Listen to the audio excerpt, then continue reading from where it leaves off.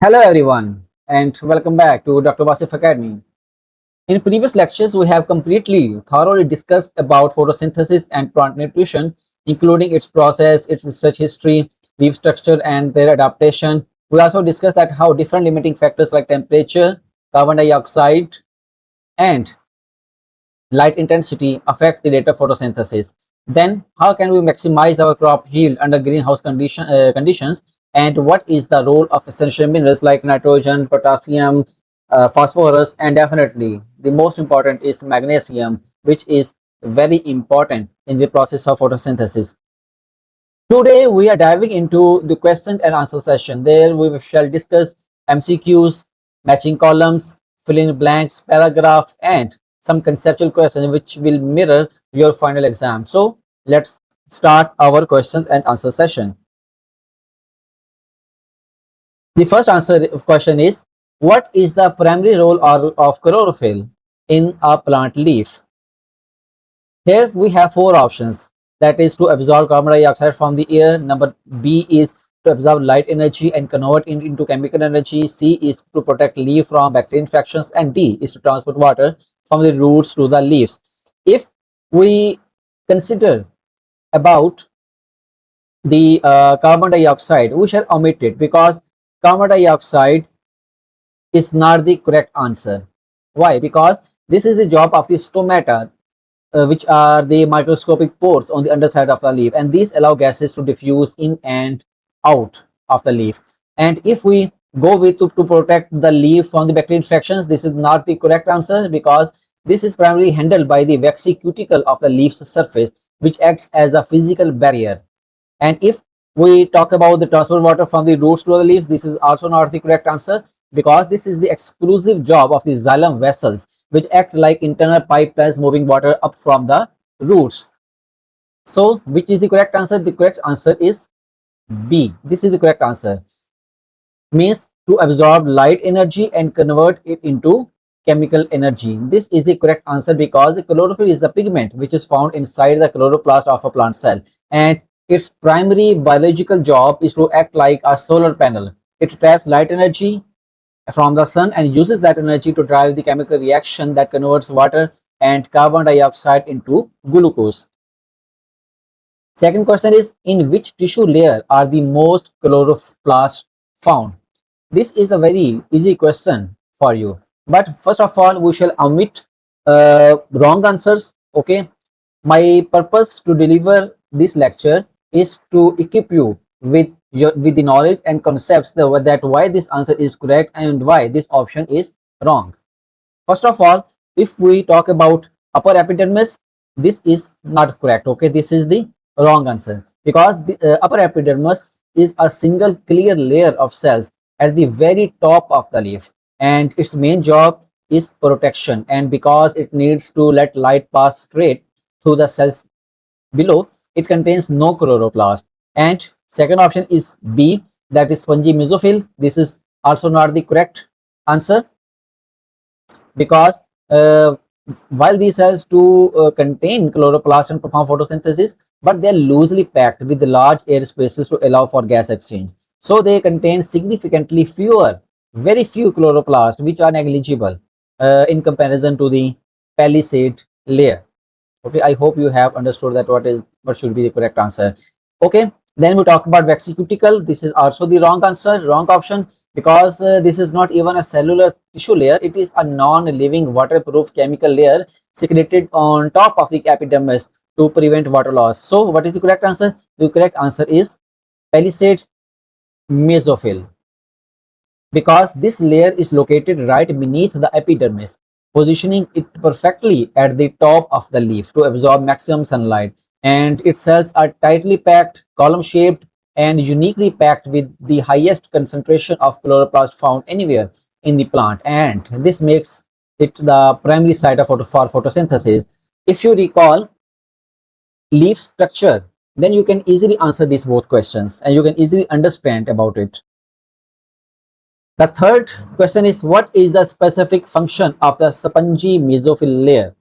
Spongy mesophyll layer. Remember this word, okay? I am asking about spongy mesophyll layer, not the palisade mesophyll, okay? First of all, we shall omit the wrong answers. First option is to secrete a waterproof waxy cuticle. This is the wrong answer. This is the wrong answer. Why?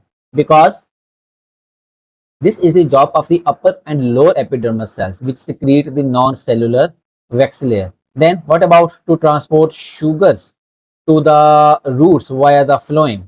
Means this one. Okay.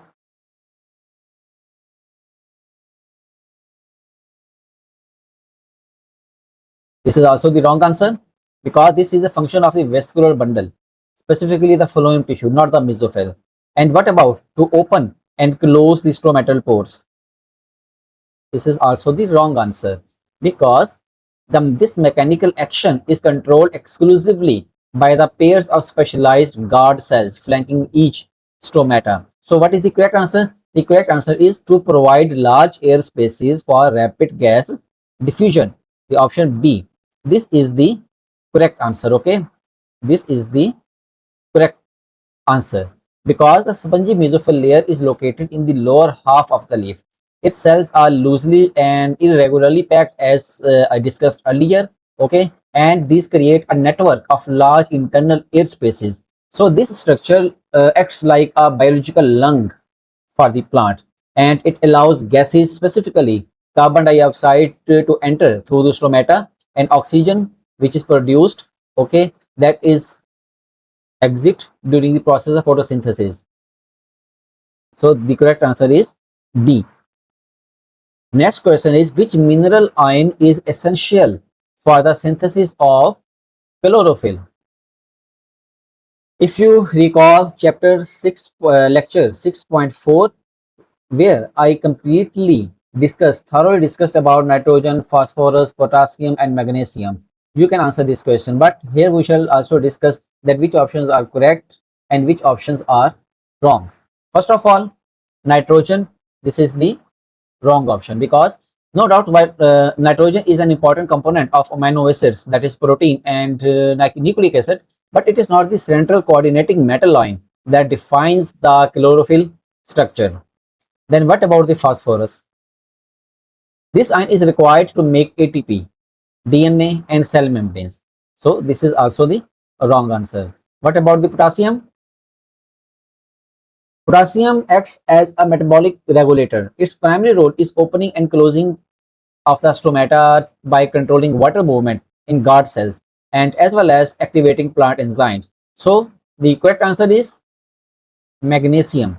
This is the correct answer because magnesium is the central atom at the very heart of every single chlorophyll molecule. Without this specific metal ion, a plant cannot synthesize the green pigment required to trap light energy for photosynthesis. The next question is, a plant showing stunted growth and very pale yellow leaves. Okay, remember, stunted growth and very pale yellow leaves is likely suffering from a deficiency of what? Nitrogen, magnesium, phosphorus, or carbon dioxide.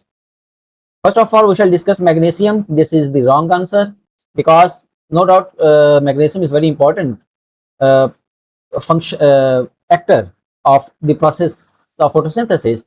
But magnesium deficiency, no doubt, it does cause yellowing, that is chlorosis, but it uniquely causes intervenal chlorosis, where the veins of the leaves stay distinctly green while the tissue between them turns yellow. So this is not the correct answer because it typically leaves the roots growing normally at first rather than causing immediate or severe whole plant stunting. Then what about phosphorus? A shortage of phosphorus characteristically turns leaves a dark green or dull purple color alongside causing poor root development. So this is not the correct answer. Then what about carbon dioxide? This is also the wrong answer because this is a gaseous reactant taken from the air for photosynthesis. This is not a soil mineral ion. So a lack of carbon dioxide that may limit the rate of photosynthesis but is not characterized as a mineral deficiency that changes leaf pigmentation to yellow. So what is the correct answer? The correct answer is nitrogen. This is the correct answer. That is the nitrogen because nitrogen is the ultimate structural builder for plants. It is the fundamental component of amino acids which link together to form the proteins needed for cell division and growth. It is also required to build chlorophyll. So when a plant experiences a severe nitrogen deficiency, it cannot create new cells that cause stunted growth, and they cannot maintain its green pigments, which result in pale yellow color leaves. Okay, so the correct answer option is nitrogen. Here is question number 6. What happens to the rate of photosynthesis if the temperature is raised significantly above the optimum, that is 50 degrees Celsius? Now the question, core part of these questions is about rate of photosynthesis, and the temperature is raised significantly above the optimum. Okay, remember this word, above the optimum level. What will happen? Options, there are four options. What about the rate increased because molecule move faster? Is it the correct answer? Sometimes the student make it the correct answer, but this is the wrong answer. Option A is, this is the wrong answer. Why this is wrong? Because it is true that no doubt this is true that higher temperature makes molecules move faster, increasing kinetic energy. But this rule only applies up to the optimum temperature. Okay, not above the optimum temperature. So beyond the optimum temperature point, enzyme destruction overrides the speed of the molecules. And the rate stays constant? No, definitely rate does not stay constant, because due to the kinetic energy increase, the rate of photosynthesis also increase. Okay, with increase in temperature. I'm talking about the normal increase in temperature, not beyond the optimum temperature. Okay, so option B is not the correct. Option C is the rate decreases because enzymes become denatured. So what about that? This is the correct answer. Okay, this is the correct answer. The rate decreases when the temperature goes beyond the optimum temperature. So this is also the wrong answer. The rate increases as more carbon dioxide is absorbed. No, because high temperatures actually cause the plant to close its stomata to prevent water loss.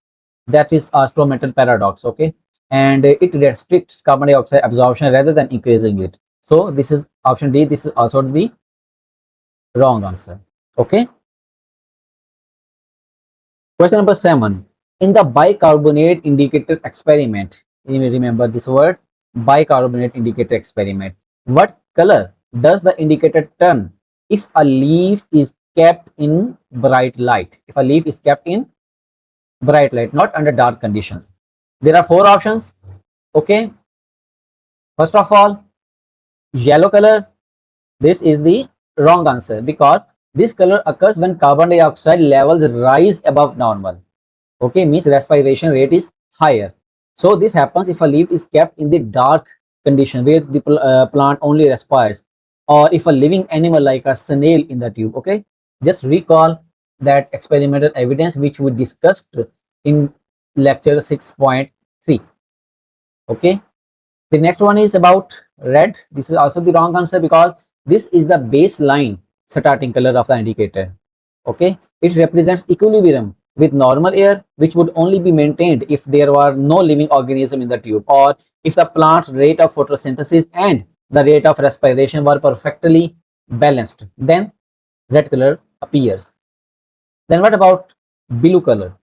Means no carbon dioxide. This is also the wrong answer, because standard hydrogen carbonate indicator does not turn blue.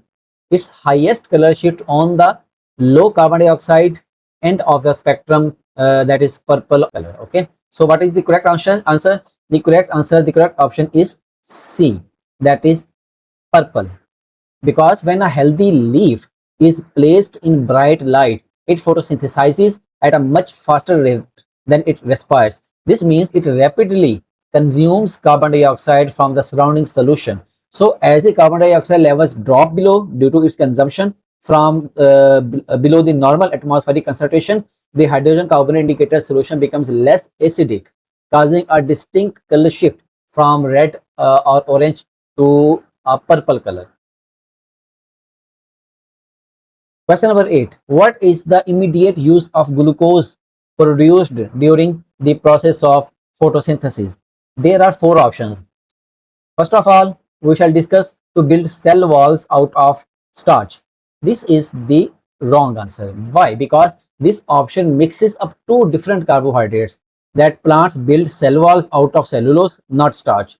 But starch is used strictly for long-term energy storage inside chloroplast and tubers. Okay. The second one is to be excreted through the stomata. Option C. This is also the wrong answer because glucose is a valuable source of food and energy, and the plant never excretes it. The stomata are used to exchange gases like water vapor, oxygen, and carbon dioxide. So this is also the wrong answer. Then what about to attract insects for pollination? This is also the wrong answer because this is not the function of glucose.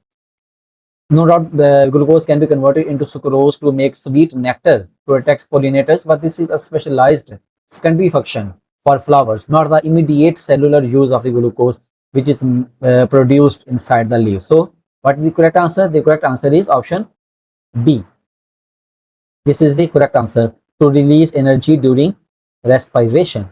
This is the correct answer because plants can convert glucose into various storage and structural molecules, and its most immediate and vital use is fuel, that is energy. So this is the correct answer. Question number 9. Which tissue transports water and minerals from the roots?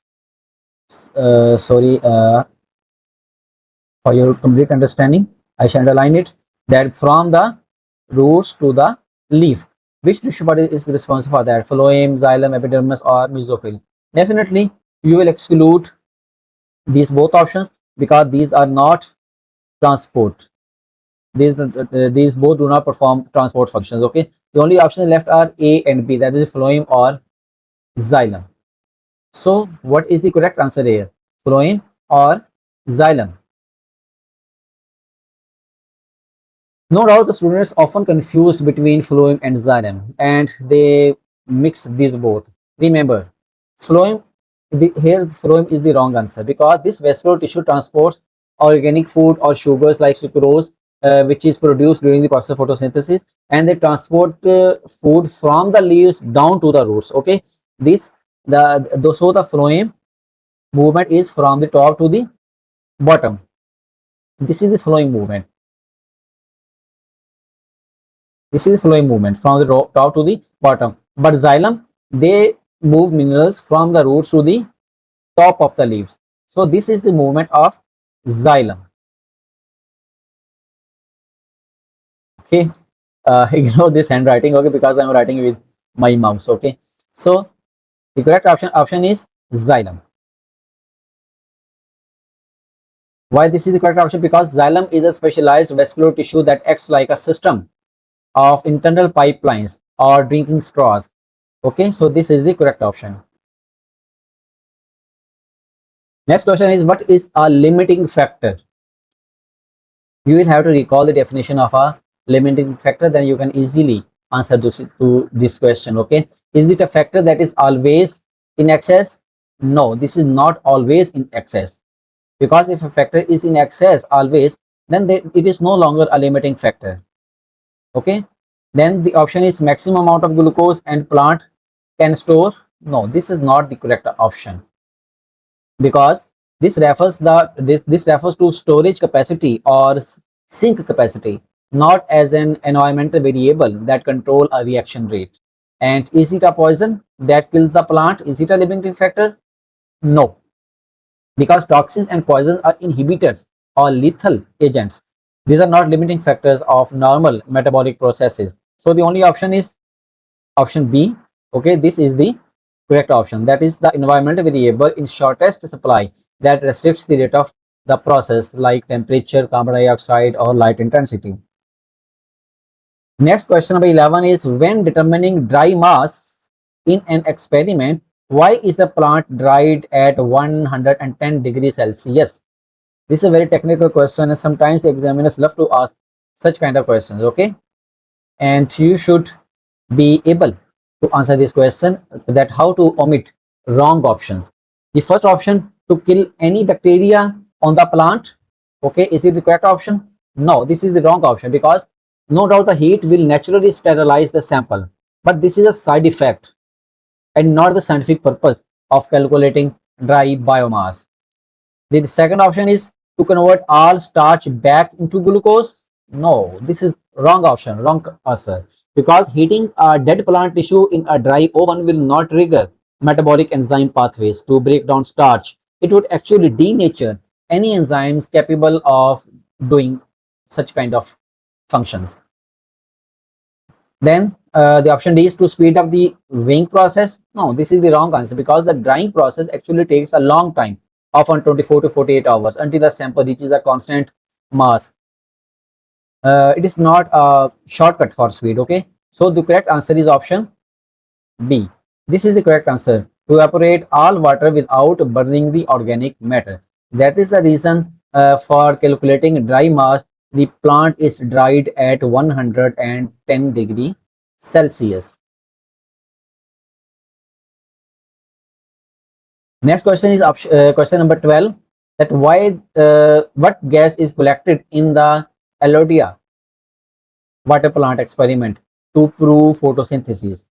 Okay, you will have to recall all those experimental evidences where we study the effect of temperature, light intensity, and carbon dioxide on the rate of photosynthesis. Okay, the first option is it a carbon dioxide? No, this is not the carbon dioxide because this gas is a reactant consumed by the plant during the process of photosynthesis. This is not the product which is released by it. Okay, the bubbles which are formed during the process of photosynthesis, that is not carbon dioxide because those bubbles are being produced as a result of the photosynthesis, as a product of photosynthesis. So carbon dioxide is not the product of photosynthesis. Okay, so this is the wrong answer.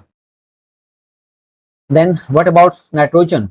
No doubt, nitrogen makes up about 78% of our atmosphere, but it is not a direct gaseous product or byproduct of the metabolic pathways of photosynthesis. Then what about the hydrogen? This is also the wrong answer. Why? Because while water molecules are split into hydrogen and oxygen, okay, inside the chloroplast during the light dependent stage of photosynthesis, the hydrogen is kept inside to help building glucose. Okay, so that is the reason hydrogen is not considered as the product of photosynthesis, which forms bubbles in the experiment. Okay, so the correct answer is option C, that is oxygen. Okay, if you recall the equation of photosynthesis, then you can easily understand the product of photosynthetic reaction is oxygen. Okay, then here is a matching column, and these are taken from the leaf anatomy and physiological reactions, and you will have to match the biological structure in column A with its primary function in column B and the key substance it manages in column C. Okay, we shall match all these columns, 6 columns. Okay, first of all, we shall discuss about palisade mesophyll. You have understood that these are column shaped cells, okay, which are packed tightly at the top of the leaf, which are perfectly positioned to absorb light energy for photosynthesis. So these are the main site of light absorption. Okay, and then these absorb light energy. So 1B5. Okay, this is the correct matching. Second one is about xylem vessels. Xylem vessels are hollow and continuous tubes which transport water and minerals from the roots. Okay, these transport water and minerals where there is water and minerals. Okay, transport water and minerals from the roots up to the leaf lamina. This is the leaf lamina. So number 2 is to F, and then F is with 3. Okay, this is the option. Third one is about God cells. What are God cells? You will have to recall the chapter of stomata. Okay, these help in opening closing of the stomatal pores, and they manage the escape of water vapors during transpiration, and they also regulate gas exchange. So gas exchange is here and water loss is here. So God cells is to A, and then A is to 6. A is to 6. Here it is. Okay, that is water vapor. So this is the matching. Then what about spongy mesophyll? We have also discussed in today's lecture that these are loosely arranged cells, okay, below palisade mesophyll, and they create wide air spaces which allow carbon dioxide to diffuse quickly through the leaf. Okay, so it means they provide pathways for gas diffusion. So spongy mesophyll, that is to E, and then E is to 4, carbon dioxide. Okay, gas exchange. Then what about phloem tubes? Phloem tubes are living vessels, okay, and they transport the soluble products of photosynthesis like glucose, sucrose, okay, from the leaves to the rest of the plant. Okay, it means they transport products of photosynthesis. Mean here we shall say 5 is to C, and then C is to sucrose. Okay, that is 2. So this is the arrangement. Okay, this is very confusing here, but I am very hopeful that you can understand that if you uh, attentively attend this lecture. Then the only remaining is about magnesium ion. Magnesium ion is the mineral. Okay, you all know about that. This mineral is the indispensable central atom which is required to construct the molecular green pigment, making it the structural heart of chlorophyll. Okay, so this is the structural heart of chlorophyll, magnesium ion, and this is then linked with this one. Okay, so this is the conclusion of this slide. Here are few conceptual questions to assess your ability to respond in your exam. The first question is about the stomatal paradox. That the question is, on a very hot, dry, and sunny day, the rate of photosynthesis in a plant may decrease. Okay, may decrease at noon compared to earlier in the morning. Explain why this happens despite the light intensity being at its peak. Okay, here you will have to recall the effect of temperature on the rate of photosynthesis. No doubt the rate of photosynthesis increases with the light intensity and with the increase in temperature, but after a certain level which we call as optimum temperature, when temperature goes beyond that optimum point, then enzymes are denatured and that results in the decrease of the rate of photosynthesis. So the answer is the rate decreases. The answer is the rate decreases because the plant closes its stomata. This is one option to prevent excessive water loss, that is through transpiration. So enzyme denaturation, that is also a correct answer of that, and to prevent water loss, that is also decrease the rate of photosynthesis. Okay, the second question is about a magnesium and energy link. Question is, if a plant is grown in soil completely lacking magnesium ions, okay, completely lacking magnesium ions, it will eventually stop growing. Okay, explain the logical change of events that leads from a lack of magnesium to a total stop in growth. Okay, this is very clear to you. It should be very clear to you that if there is no magnesium, it means there is no chlorophyll, because magnesium is the central part. You can say the central core of the chlorophyll molecule. So the no magnesium means no chlorophyll, and if there is no chlorophyll, then the plant cannot absorb light. And if a plant cannot absorb light, then it cannot perform the process of photosynthesis. It means no glucose will be found, no glucose will be built. So no glucose means no respiration or no energy, and if the plant has no energy, then it cannot grow. So magnesium plays a central part, a central role in a plant growth. And if a soil is deficit with magnesium or completely lacking magnesium ions, then eventually it will stop growing. Next question is, a leaf is placed in a sealed tube with a carbon dioxide sensor in dim light.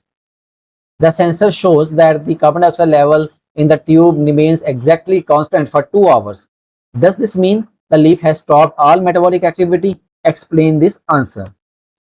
The answer is no, because the leaf is metabolically active. It has reached the compensation point. The reason is, at this specific light intensity, the rate of photosynthesis is exactly equal to the rate of respiration. Means all the carbon dioxide which is produced, that is being consumed. Okay. So that is the compensation point. The gases are being recycled internally at the same rate. So the net concentration in the tube does not change. Next question is osmotic mystery of starch. The question is, plants convert soluble glucose into insoluble starch for storage. Why would storing glucose directly in the leaf cells be dangerous for the plant? The answer is it would cause the cells to take in too much water and potentially burst. Okay, potentially burst means it will exceed the turgid pressure. Why? Because glucose is soluble and acts as a solute. So high concentration of glucose would significantly lower the water potential of the cell sap.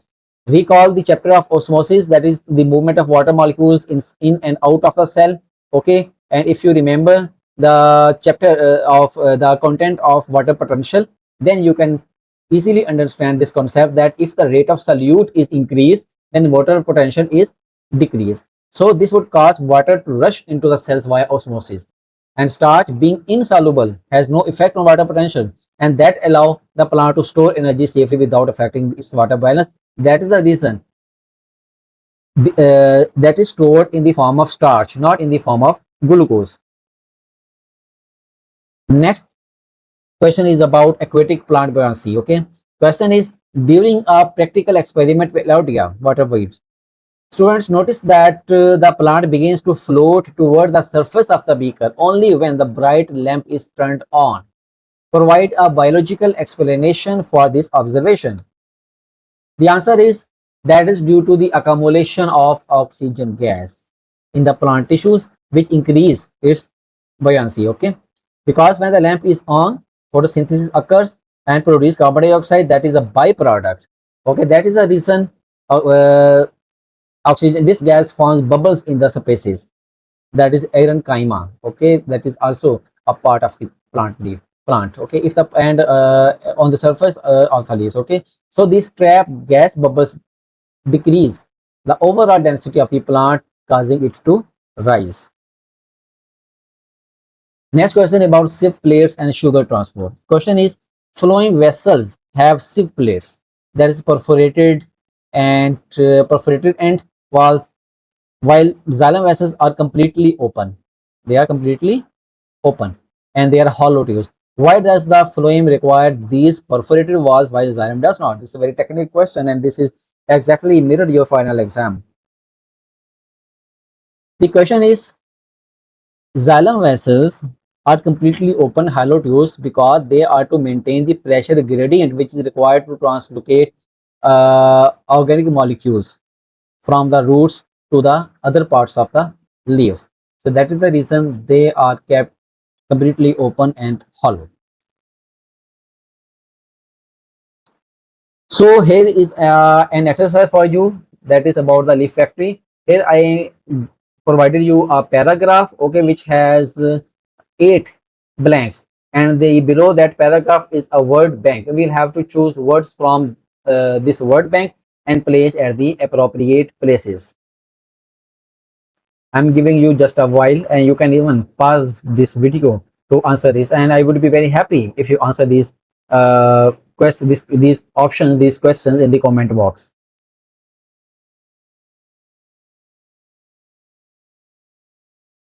Okay, here I'm giving you a complete paragraph that during the day the leaf acts as a biological factory. Light energy is captured by the green pigment. What is the green pigment? That is chlorophyll, which is found in high concentrations within which cells? Okay, here is the option, that is the perissate mesophyll cells. And this energy is used to split water molecules and combine them with what? With carbon dioxide. Because if you remember, carbon dioxide reacts with water and that produces us, gives us oxygen. Okay, which enters and this carbon dioxide enters the leaf through small pores, and these small pores are called stomata. The resulting sugar is often converted into starch for storage because this molecule is insoluble and does not affect the cell's osmotic potential. To build proteins for growth, the plant must also absorb nitrate ions from the soil via the xylem. And if the plant lacks magnesium, it cannot produce chlorophyll and the leaves will turn yellow, a condition known as chlorosis. So this is the complete paragraph. So this is the end of the slide, and at the end of each chapter, I give you a quotation, okay, which you can quote anywhere. Okay, so today motivation for you is the about that tiniest seed does not just grow into a tree by chance. It uses every bit of light and every mineral available to reach for the sky. Just like the leaf factory we studied today, your growth depends on what you absorb and how you use your energy. Stay curious, keep synthesizing knowledge, and never stop reaching. So at the end, I say you all best of luck for your exam preparation and course preparation, and thank you for attending this lecture, and I will be very happy if you subscribe this channel and share it with your class fellows, with your mates to maximize its channel reach, and all the students can get benefit from these lectures. Okay, see you tomorrow with a new chapter and a new lecture. Goodbye.